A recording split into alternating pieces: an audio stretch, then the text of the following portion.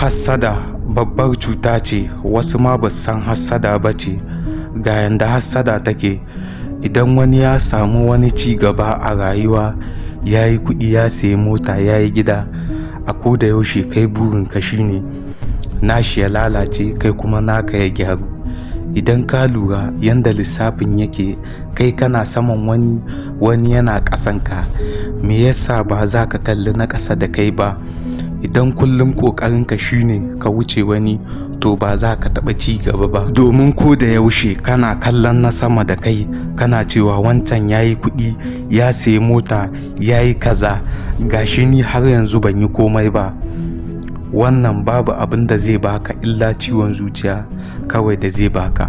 Amma idan kana kallon na ƙasa da kai, za ka gane cewa ka ci gaba. Idan kana so ka samu ci gaba, kar ka haɗa kanka da wani, ka gina kanka kai ɗai, ka fi yanda kake a yanzu ci gaba. Ta haka ne kawai za ka ci gaba.